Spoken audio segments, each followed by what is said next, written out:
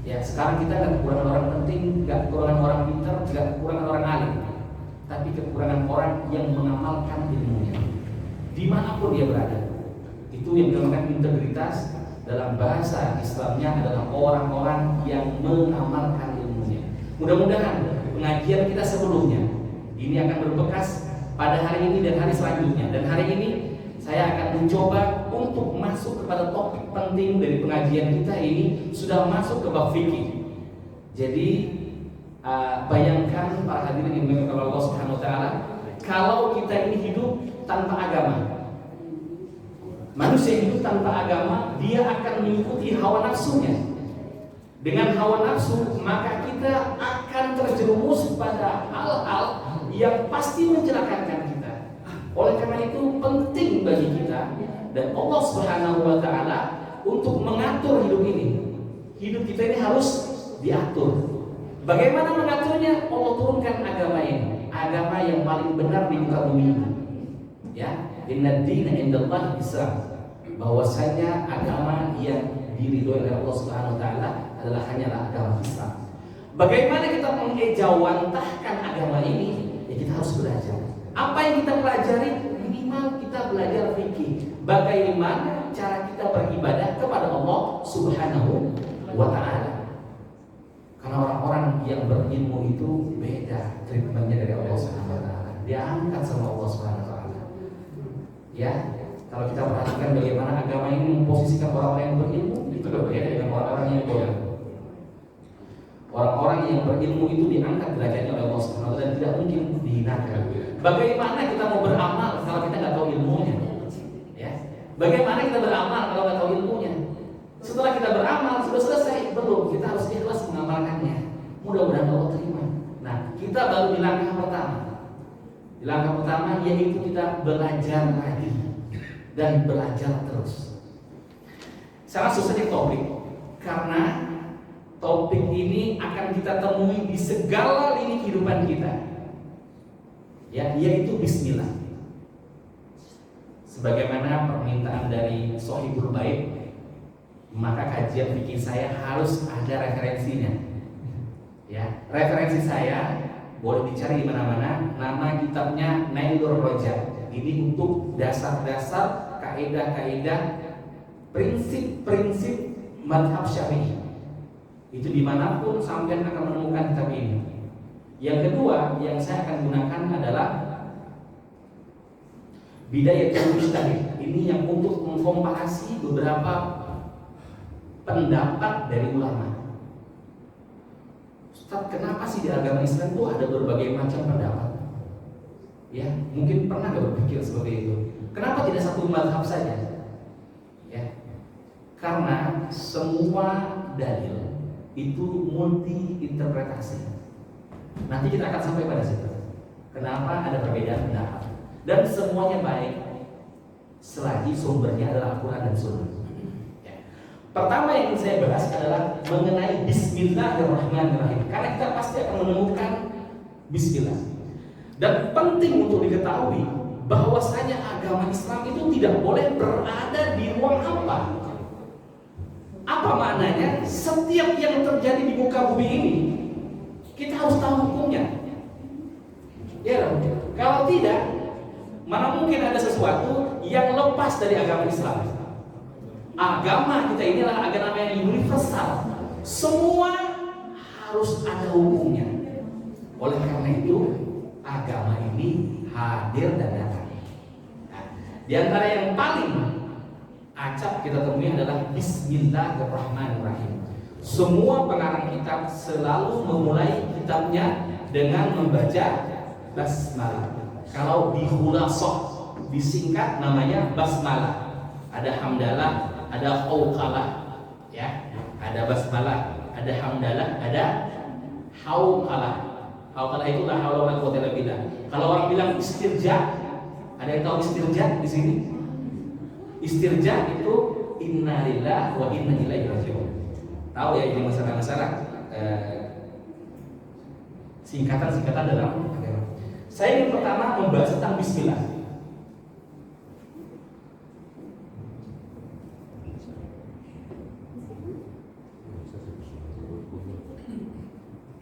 Mohon tidak membuli tulisan saya, dari dulu memang jelek tulisan saya. Yang penting bisa dibaca. Nah, betul.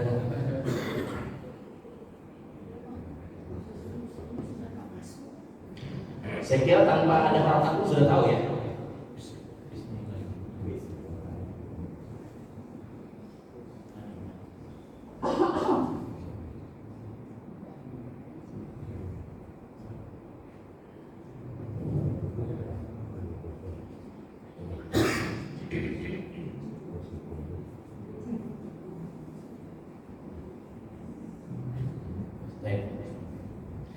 Bismillahirrahmanirrahim.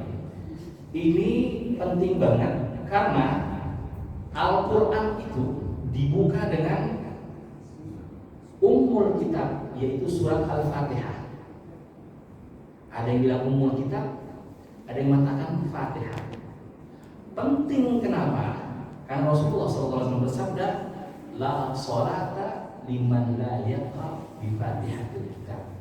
Sah dan tidak sahnya seseorang bisa ditentukan dari Al-Fatihahnya. Kalau orang tidak cakap membaca Al-Fatihah, punten, harus tahu diri, jangan jadi imam. Ya, kita hitam putih saja. Ya, jangan gara-gara wah itu sudah sesepuh kami, masa enggak bisa. Itu ada hadisnya, orang yang tidak cakap membaca Al-Fatihah, maka dia tidak layak jadi imam. Ya. Kalau surat berikutnya nggak ada masalah. Kalaupun misalnya orangnya tersebut tidak fasik, makanya dalam fikih itu makruh, mazhab Syafi'iyah makruh kalau ada orang yang punten tidak bisa bilang roh, bilangnya roh, itu makruh. Cari dulu ada orang nggak bisa baca huruf roh. Kenapa? Huruf roh ada di Al-Fatihah. Bismillahirrahmanirrahim. Sepakat ulama kita mengatakan bahwasanya ini adalah bagian dari Al-Fatihah. Al-Fatihah itu ada 7 ayat. Hurufnya ada 156. Ini Al-Fatihah.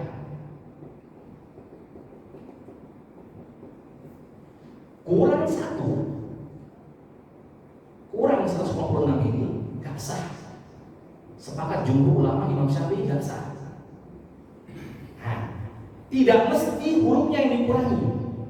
Tapi kadang-kala, biasa di mall kita temukan, saya nggak sebut mallnya, tapi orang ujung-ujung maju ke depan, tiba-tiba baca Fatihahnya, Bismillahirrahmanirrahim. Rohnya tidak ada tasydid, kurang 1 huruf. Iyyaka na'budu wa iyyaka nasta'in. Iyanya kalau dibaca pernah kita dengar iyyaka na'budu wa iyyaka nasta'in. Iyanya tidak ada tasydid, kurang dari 156. Itu nggak sah. Jadi perkara fikih ini perkara sah dan tidak sahnya. Makanya sekecil apapun kita harus bahas dan ada hukumnya. Kita mulai dari bismillah. Karena apa? Bismillah ini jadi pembahasan satu bab di dalam fikih. Ya. Bismillahirrahmanirrahim. Saya perintilin satu persatu. Kebetulan saya kuliahnya memang di sastra Arab. Jadi saya ingin memandang fikih juga dalam sisi sastra dan gramatikal bahasa Arab. Ini kalau kita urai, ini rubah. Ini ismun, ini Allah, ini Ar-Rahman, ini Ar-Rahim. Kalau ada yang fasih di sini, saya panggil Ustaz Salman nanti sama Ustaz Itang untuk ngajar di sini. Ya, harus fasih menyebutkan ini semua. Pertama adalah huruf ba. Ba. Ini harokatnya adalah kasroh. Kalau pengarang kitab Nailul Rajal mengatakan apa makna ba di situ? Kalau diartikan artinya dengan. Kalau pendapat mazhab Syafi'i dan khususnya adalah pengarang kitab Nailul Rajal mengatakan bahwasanya ba di sini adalah lil musahabah ma'at tabarruk. Al musahabah ma'at tabarruk.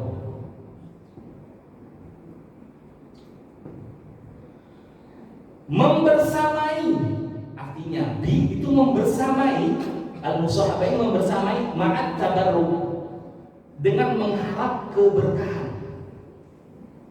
Artinya adalah membersamai apa yang selanjutnya, yaitu nama Allah, dengan tujuan memohon berkah. Apa itu berkah? Kita sering dengar ya, bahkan ada wartegnya, warteg barokah, toko barokah. Apa makna berkah? Berkah itu kalau dalam kajian fikih artinya adalah ziyadatul khairi, bertambahnya kebaikan di dalamnya. Ya, kalau kita punya motor, let's say kita punya motor. Dengan motor itu kita bisa taklim, kita bisa kerja, kita bisa mengantarkan anak kita sampai S3. Yang di tetangga kita punya mobil paling baru, tapi anaknya nggak bisa sekolah. Misal, nih berkah tuh kelihatan di situ. Biar kata motor, tapi bisa ngantarin anaknya sekolah setinggi-tingginya. Biar kata motor, dia bisa kerja sampai bisa direk haji. Itu namanya berkah. Satu tempat kerja sama tupoksinya, tapi yang satu bisa haji, yang satu utangnya di mana-mana, naudzubillah, pinjol dan sebagainya. Ini yang bermain adalah berkah. Ya, ziyadatul khair fi. Kalau saya sederhanakan biasanya ini, berkah itu kalau ada di rezeki, sedikitnya cukup, sedikit nih cukup. Banyaknya tidak membuat kita lalai kepada Allah. Sedikitnya cukup, banyaknya tidak bikin kita lalai kepada Allah Subhanahu wa taala. Makanya kita minta kepada Allah itu rezeki itu bukan hanya halal tapi juga berkah. Berkah inilah yang hasilnya, manfaatnya terasa. Syukur-syukur banyak lagi berkah. Itu kebaikannya kemana-mana. Nah, apa tujuan orang baca bismillah? Nah, dari sini definisi dari pengarang kita sudah tahu. Al-musahabatu ma'at tabarruk. Kita ingin membersamai dan menghadirkan Allah Subhanahu wa taala dalam setiap aktivitas kita. Ya, dari sini kita tahu ya makna dari bi. Dengan itu tidak sekedar dengan, tapi ada makna di dalamnya, al-musahabah. Kita menghadirkan Allah Subhanahu wa taala. Kalau sudah orang tahu makna B-nya saja, ya, ketika baca bismillah, apa iya dia masih korupsi? Apa iya dia masih khianat? Apa iya dia masih mendapatkan sesuatu yang Allah ridhoi? Sudah mulai malam ini kita berikrar dengan membaca bismillah, kita sudah tahu maknanya, maka kita hadirkan Allah Subhanahu wa taala. Mudah-mudahan setiap aktivitas yang kita lakukan dengan bismillah dari hati yang paling dalam, B-nya kita ingat bahwasanya ini adalah membersamai Allah dalam kehidupan kita sehingga kita mendapatkan keberkahan. Selanjutnya, sudah mengerti ya B ya? Saya pelan-pelan, yang penting mengerti. Kemudian lanjut ke isim. Ismun itu dalam bahasa artinya apa? Nama. Mas muka, kalau ada yang pernah conversation bahasa, Mas muka siapa namamu? Ismun itu adalah nama. Berasal dari kata as-sumu. Di akar bahasanya adalah as-sumu.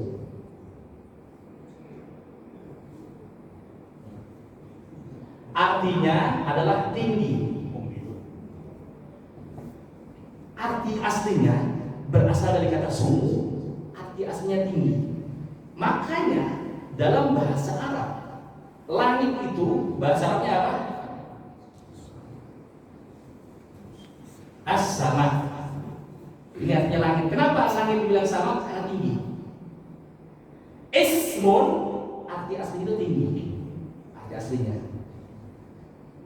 Ada yang ngikutin accountnya Ustaz Abdul Somad, dia punya anak sama namanya Sami. Artinya orang yang tinggi. Dengan nama ini harus yang tinggi, dengan nama Allah yang tinggi maksudnya.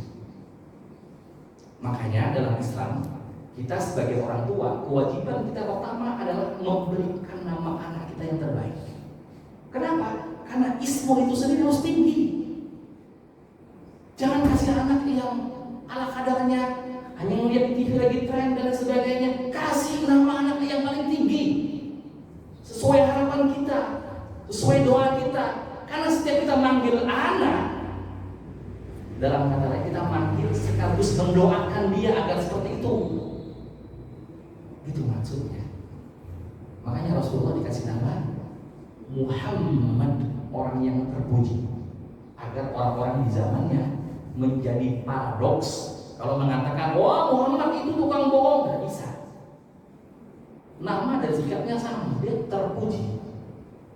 Dari nama, kalau kita maknai sebenar-benarnya, itu adalah selalu doa untuk anak kita. Nah, dari sini kita sudah tahu bahwasanya yang sebenarnya adalah ismun itu adalah nama yang tinggi. Pertanyaan berikutnya, di sini kan ada alifnya.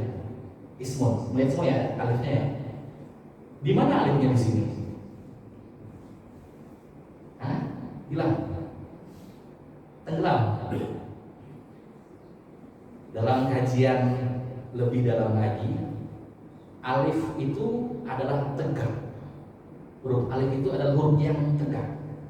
Maka jika disandingkan dengan Allah Subhanahu wa Ta'ala, semuanya harus nunduk, semuanya harus merasa rendah. Kita nggak boleh gagah-gagahan di hadapan Allah Subhanahu wa Ta'ala. Bahkan dalam kaidah penulisannya pun ulama sangat hati-hati, alifnya hilang. Gak boleh sesuatu yang berdampingan dengan Allah itu merasa lebih gagah. Kami adalah makhluk yang sangat sempurna. Teknologi kami sudah 2050. Tidak ada yang bisa mengalahkan teknologi kami. Dikasih COVID yang gak bisa dilihat oleh mata, selesai. Dan semuanya hilang kekuatan itu.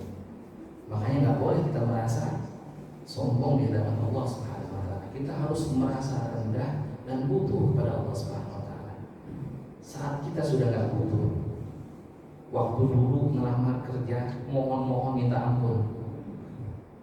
Ya, dari sebelum subuh ketemu sebelum subuh ada ide apalah, terus dapat kerja, gajinya masya Allah, nggak ngelihat kotak amal di sini. Ya, harus ingat kapan waktu kita butuh kepada Allah Subhanahu wa Ta'ala, dan kita harus merawat